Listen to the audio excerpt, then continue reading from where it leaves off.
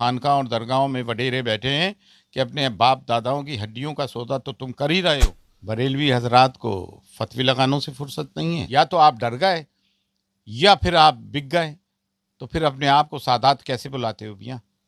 रोज़ी masher mobilise किया जाए, अवेयर किया जाए।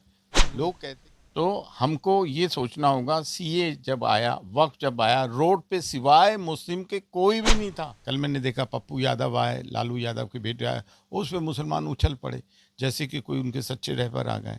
इनका कोई रहबर आता है तो उसको तवज्जो नहीं देते, बल्कि उस पर इल्ज़ाम तराशी इतनी कर देते हैं। मौलाना अबुल कलाम आज़ाद ने कहा था, मुसलमानों के साथ दिक्कत ये है कि वो अपने सही कायदीन के साथ जो है बदगुमानी रखते हैं। दरगाह अजमेर शरीफ के गद्दी नशी सैयद सरवर चिश्ती साहब हमारे साथ मौजूद हैं। मुल्क में इस वक्त जो कायदीन मिली मसाइल पर, मुस्लिम मसाइल पर बहुत ज़्यादा मुतहर्रिक हैं, और मुल्क के जो दीगर मसाइल हैं, जगह सियासी मसाइल, मुल्क के मज़लूम तबक़ात के मसाइल, उन पर जो लोग बहुत मुतहर्रिक नज़र आते हैं, उनमें से एक नाम सैयद सरवर चिश्ती साहब का भी रहा है। ये अभी पटना आए हुए हैं वक्फ अमेंडमेंट एक्ट के ख़िलाफ़ गांधी मैदान में हिमायत शरिया की तरफ से जो बड़ा प्रोग्राम सम्मेलन आयोजित किया गया था, उसमें इन्होंने कल शिरकत किया और अभी ये पटना के अंदर ही मौजूद है। मैं इनसे मुख्तलिफ़ मौज़ूआत पर बात करने की कोशिश करूँगा। सबसे पहले सैयद सरवर चिश्ती साहब, मैं आपका इस्तकबाल करता हूँ। शुक्रिया। सैयद साहब, कल आप वक्फ के प्रोग्राम में आए थे, हिमायत शरिया के तहत जो हुआ था, इस प्रोग्राम को आप किस नज़र से देख रहे हैं और मुस्तकबिल इस आंदोलन का आपको क्या नज़र आता है?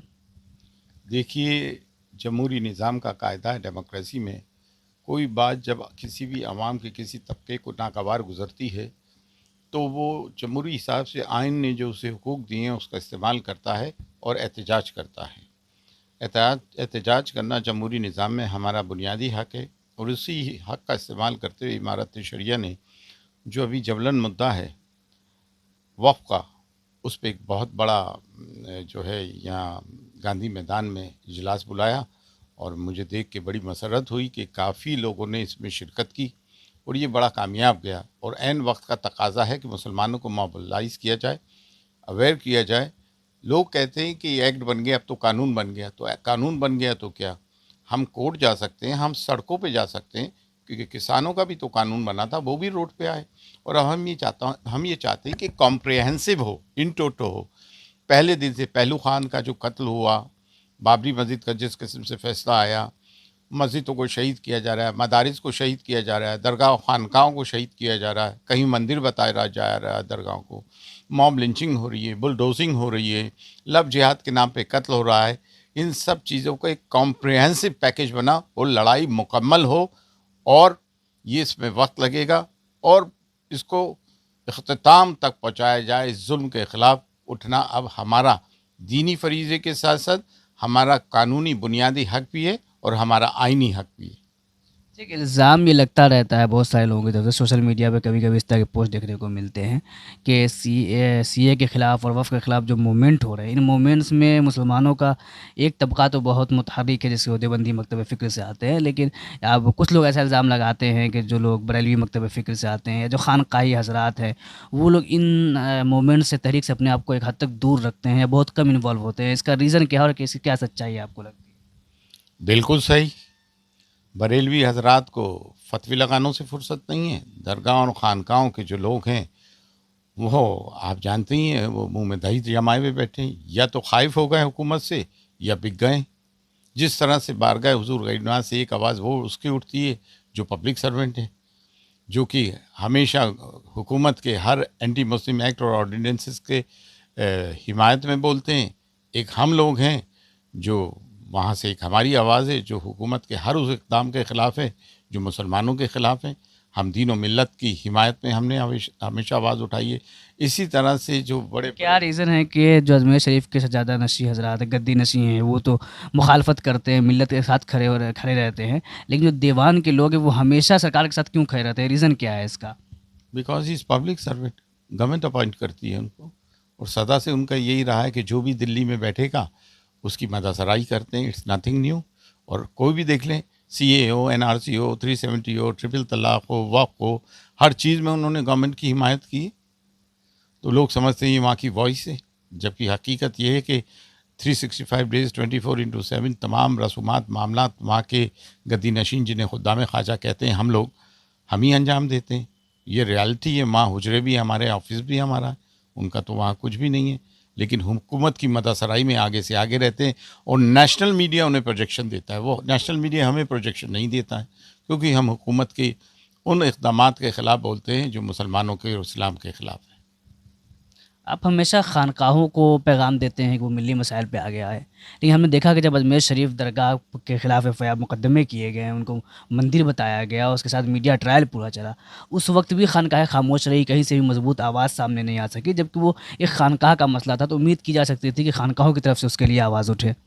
बिल्कुल, ये दरगाह और खानकाहों की फ्रेटर्निटी का मामला था और सब में बड़ी कलीदी दरगाह पूरे बर्र-ए-सग़ीर में, ना कि सिर्फ हिंदुस्तान में, बल्कि अफ़गानिस्तान से लेके इंडोनेशिया और मलेशिया तक सब में बड़ी कलीदी दरगाह है। नाइबुन नबी अताए रसूल ख्वाजा मोइनुद्दीन चिश्ती रहमतुल्लाह अलैह की दरगाह है। लेकिन अफ़सोस और अलमिया ये है कि दरगाह और खानकाहों से आवाज़ नहीं उठी।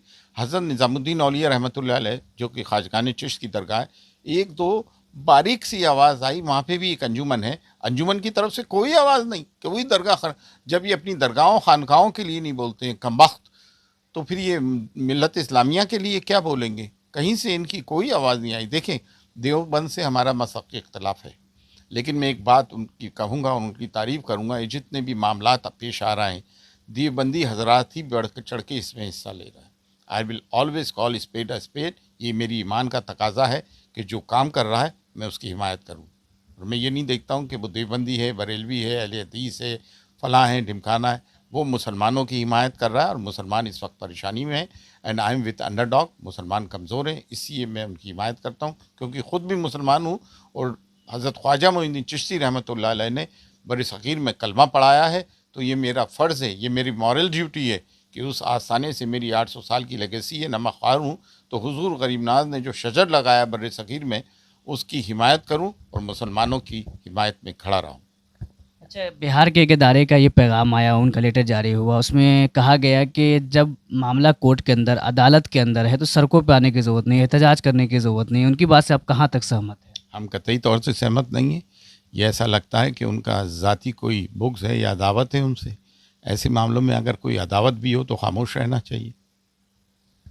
एक्सी साहब का भी हमने सोशल मीडिया पे पोस्ट देखा। उनका ये कहना है कि हम लोग वक्फ़ पे या सीए पे सड़कों पे तो आ जाते हैं, लेकिन इन मसाइल के हल के लिए जो लॉन्ग टर्म सियासी तक़वियत की ज़रूरत है, सियासी एम्पावरमेंट की ज़रूरत है, अपना रिप्रेजेंटेशन बनाने और बढ़ाने की ज़रूरत है, अपनी लीडरशिप बिल्ड करने की ज़रूरत है, इसके ऊपर हम काम नहीं कर रहे हैं। जबकि ज़रूरी है कि ऐसे मसाइल मुस्तक़बिल में कम से कम हो या अच्छे से फेस किया जा सके, उसके लिए सदन तक भी पहुँचा जाए अपनी आज़ाद लीडरशिप के तहत। इससे आप कहाँ तक सहमत हैं, और इसमें अगर आप सहमत हैं तो किस तरह इस पर काम हो सकता है? देखिए, दलितों के अपने लीडर्स हैं, सबके अपने लीडर्स हैं। हालांकि उन्होंने कौम को बेचा है। जितने भी दलित लीडर्स रहे, आप देख लें, इतने सारे दलितों के नाम पे यार वापस बीजेपी की गोद में बैठ गए।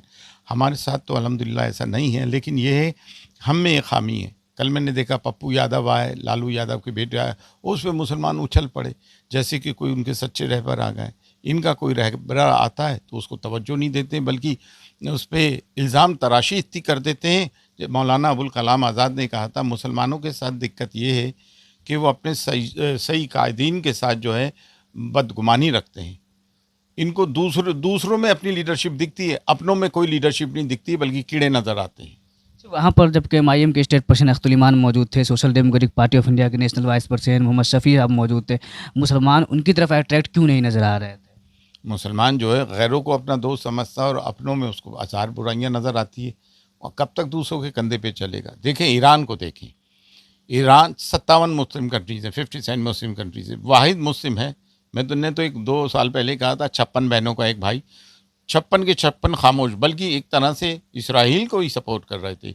G7 उसके ख़िलाफ़, पूरी दुनिया उसके ख़िलाफ़, उसके बावजूद वो तनो तना रहा, पुरजी था। उसकी वजह ये है, फ़तेह मुबिन कहता हूँ, कि एक तो ये है कि उसमें साइंटिफिक नॉलेज है, तक़वा है, परहेज़गारी है। जो वहाँ के रहबर हैं, फ़क़ीह भी हैं, ईमान वाले भी हैं, अल्लाह से डरते भी हैं, अल्लाह के रसूल सल्लल्लाहु अलैहि वसल्लम और उनकी आल से, अहले बैत से मोहब्बत करते हैं। करबला से वो इंस्पायर होते हैं, अहले बैत के मानने वाले हैं। उन्होंने इस्लामिक तारीख़ को अपने मद्देनज़र रख कर उसी के गामज़न होके उन्हीं की सीरत पे काम किया और इसी तरह से फ़तेह हासिल हुई। तो हमको ये सोचना होगा, सीए जब आया, वक़्त जब आया, रोड पे सिवाय मुस्लिम के कोई भी नहीं था। आज भी रोड पे अगर आप ये जो बार बार कहा जाता है ये लड़ाई हमारी नहीं, आदिवासियों की, दलित की, माइनॉरिटी की, ये झूठ है। ये लड़ाई सिर्फ हमारी है। ठीक है, मंच पर आ जाते हैं मुख्तलिफ बिरादरियों के, मुख्तलिफ धर्म जाति के लोग, मुख्तलिफ पॉलिटिकल पार्टीज़ के लोग। अब जैसे पार्लियामेंट में काफ़ी नॉन मुस्लिम्स ने हमारे एक्ट को सपोर्ट किया, तो वो डिफरेंट पॉलिटिकल पार्टीज़ के नुमाइंदे थे जो एंटी बीजेपी थी, जो एंटी बीजेपी थी। जैसे अब देखिए नीतीश और वो चंद्रबाबू नायडू मुसलमानों के वोट लेते हैं, मुसलमानों की हिमायत करते हैं, लेकिन बीजेपी के कोalition पार्टनर्स हैं, तो जो बीजेपी ने विप जारी करा उसको ये फॉलो किया। आप ये क्यों देखते हैं कि वो आए, साथ आए? तो वो इंडिविजुअल तौर पे साथ नहीं थे, उनकी पॉलिटिकल पार्टी का एक स्ट्रेंथ था।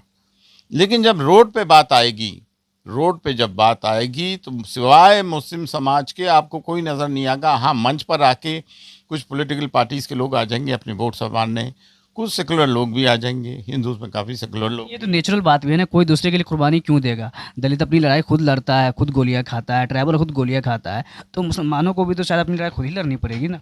बिल्कुल लड़ना पड़ेगी, बिल्कुल लड़ना पड़ेगी। और हर, मैंने तो वक्फ के मामले में कई मंच साझा किए हैं, तो मैंने देखा हर कोई आके कहता है ये लड़ाई हमारी सबकी है, दलित भाइयों की है, फलां भाइयों की है, ढिमकाने भाइयों की है, माइनॉरिटीज़ की है। नहीं, ये लड़ाई सिर्फ हमारी है।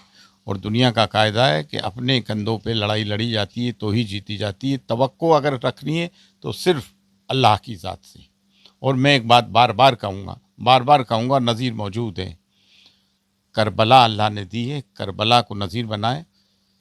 जुर्रत अली और फ़िक्र हुसैन आपको कामयाब करेगा। और ये शिया सुन्नी का मसला नहीं है, इन मसलकी इख्तलाफात से उठना पड़ेगा। आज बड़ी मायूसी होती है जब देखता हूँ कि ईरान को लोग काफिर कह रहा है आज भी। वही कह रहा हूँ, इसराइल की जब जंग हुई तो पूरी मुस्लिम उम्मा ईरान के साथ खड़ी हुई नज़र आई, और एक फ़तेह भी ईरान ने हासिल किया, उससे पूरी मुस्लिम उम्मत में खुशी नज़र आई, मुस्लिम कम्युनिटी में। यहाँ तक कि गज़ा से जो तस्वीरें आई, वीडियोज़ आई, उसमें वहाँ के लोग खुशी मना रहे थे ईरान के हमलों की वजह से।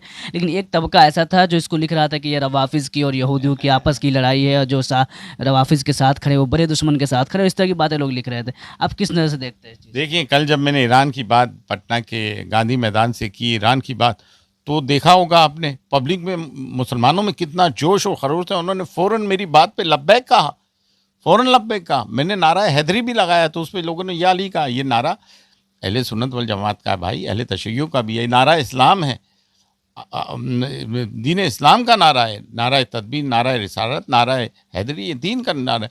तो मुस्लिम आवाम तो ईरान के साथ है। जो कुछ एक तबके के लोग हैं, उनके मौलवी मुल्ला, वो आज भी उन्हें काफिर कह रहा है। वो आज भी ये कह रहा है कि वो उनके लिए दुआ करना जायज़ नहीं है, वो तो इस्लाम में नहीं है, वो तो यहूद और उनकी राफजियों की लड़ाई है। वो बेहुदा लोग हैं, वो बदतमीज़ बदबख्त लोग हैं जो इस किस्म की बातें करते हैं। अगर आप साहिब ईमान हो तो जाके लड़ो ना, आप तो घरों में घुस के बैठे थे।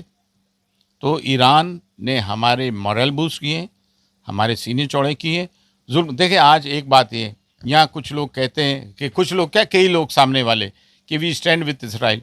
भाई, आपका इसराइल से क्या ताल्लुक़? ईरान से ताल्लुक़ होना चाहिए, सदियों से हमारा ताल्लुक़ है। इसराइल बने तो अभी 75 साल हुए, और गांधी जी से लेकर वाजपेयी जी तक सब ने फ़िलिस्तीन का साथ दिया है। आप इसराइल का साथ क्यों दे रहा? जस्ट बिकॉज वो मुसलमानों और इस्लाम के खिलाफ है, ज़ायनिस्ट, इसलिए आप साथ दे रहे हैं। फ्रांस में अगर मुसलमानों पे मार पड़ती है, आप फ्रांस का साथ देते हो। ब्रिटेन में मार पड़ती है, ब्रिटेन का साथ देते हो। डोनाल्ड ट्रंप इस्लाम के लिए कुछ कहता है, आप उसका साथ देते हो। भाई, अगर हम ईरान का साथ देते हैं तो 3 बुनियादी वजह हैं। वो मजलूम फ़िलिस्तीनियों का साथ दे रहा है, कलमा गोए। इस्लाम में, दीन में तकाजा है कि उम्मत का कंसेप्ट है, वो हमारे 3 ही भाई हैं। तीसरी बात यह है कि वो जालिम ज़ायनिस्ट के ख़िलाफ़ खड़ा है, तो हमारा तो ताल्लुक़ है उनसे। और सदियों यहाँ पे जो है कोर्ट लैंग्वेज फ़ारसी रही, हमारे बुज़ुर्गों की ज़बान फ़ारसी थी। हज़रत ख्वाजा मोइनुद्दीन चिश्ती रहमतुल्लाह अलैह फ़ारस से आए थे, खुरासान से, इस्फ़हान से, संजर से। तो हमारा तो ताल्लुक़ है। आपका इसराइल से क्या ताल्लुक़ है? और आपने सोशल मीडिया पे देखा होगा, इसराइल के अंदर इंडियंस को भगा रहे थे, वो इज़्ज़त नहीं करते हैं हमारी, और ये किसी के सगे भी नहीं है। मामला तो मुसलमानों के साथ रहेगा इनका। अमृतसर से लेके कैस्पियन सी तक मुस्लिम कंट्रीज़ हैं, और साइजेबल 30 करोड़ मुसलमान हैं। आप उनकी भावनाओं का हाथ कर रहे हैं। और इसराइल को तो आप पैसे दे के असला ख़रीदते हो, और जीसी कंट्रीज़, मुस्लिम कंट्रीज़, गल्फ कंट्रीज़ में तो लाखों इंडियंस काम करते हैं और बिलियंस ऑफ डॉलर्स का रेवेन्यू आता है। हमारे इंटरेस्ट मुस्लिम कंट्रीज़ के साथ है, ना कि इसराइल के साथ है। आखिरी सवाल मेरा ये होगा कि आपने कहा कि सड़कों पे आना होगा, आपने लड़ना होगा, कुर्बानियाँ देनी होंगी। जो लोग सड़कों पे आए हैं, लड़ाइयाँ लड़ी हैं, वो जेलों को चले गए, शर्जील इमाम हों, शर्जील उस्मानी पे एफआईआर हुए, अभी भी शफ़ाउर रहमान वगैरह जेल में, एसडीपीआई के नेशनल प्रेसिडेंट एम के फैज़ी जेल में, एसडीपीआई के बहुत सारे लीडर्स जेल में, बहुत सारे स्टूडेंट एक्टिविस्ट जेल में। तो क्या मुसलमानों को चाहिए कि ऐसे लड़ने वालों को बैकअप दे, उनको बिल्ड करे, उनको आगे बढ़ाए, ताकि और लोग लड़ने की हिम्मत कर सकें और लड़ाई हकीकत में आगे बढ़ पाए? बिल्कुल इन्हें सपोर्ट करना चाहिए। हमारी चैरिटी का कंसेप्ट बदलना चाहिए। जो लोग जेलों में हैं उनकी किफ़ालत करें, उनके घर वालों की, जो पीछे लोग रह गए हैं उनकी पूरी मदद करें, पूरी पूरी मदद करें। अगर किसी का एक घर, एक मंजिल का बुलडोज होता है तो 2 मंजिला घर बना के दें, ताकि लोगों में जुर्रत पैदा होगी, हिम्मत पैदा होगी, हौसले दराज होंगे और वो आगे से आगे आके दीन और मिल्लत के लिए लड़ेंगे, खिदमत करेंगे। उनको अकेला ना छोड़ें, बिल्कुल अकेला ना छोड़ें। ये हमारे हीरोज़ हैं जो दीन और मिल्लत की लड़ाई लड़ रहे हैं, आइन की लड़ाई लड़ रहा है, कॉन्स्टिट्यूशन संविधान बचाओ बोल रहा है, संविधान की लड़ाई लड़ रहा है। असल में देखें तो हम भारत के जमहूरियत और सालमियत को बचाने की लड़ाई लड़ रहे हैं, ना सिर्फ मुसलमानों की। आप एक खानकाही होने के तौर पे और साथ-साथ मुसलमानों के एक लीडर होने के तौर पे, खानकाह से जुड़े लोगों को और पूरी उम्मत मुस्लिमा को क्या पैगाम देंगे हमारे चैनल के ज़रिए से? उनसे ये कहना चाहेंगे जो खानकाह और दरगाहों में वडेरे बैठे हैं कि अपने बाप दादाओं की हड्डियों का सौदा तो तुम कर ही रहे हो, लेकिन कम से कम लब कुशाई तो करो, मुसलमानों के लिए बोलो। पहला फ़र्ज़ आपका है। कश्मीर से लेके कन्याकुमारी और असम से लेके राजस्थान तक जो खानकाहों का प्रभाव असर है वो और किसी का नहीं, ना देवबंद का है ना बरेलवियों का है। तमाम असर खानकाहों और दरगाहों का। या तो आप डर गए या फिर आप बिक गए, तो फिर अपने आप को सादात कैसे बुलाते हो मियाँ? रोज़े महशर अल्लाह को क्या मुँह दिखाओगे? फ़ी अमानिल्लाह।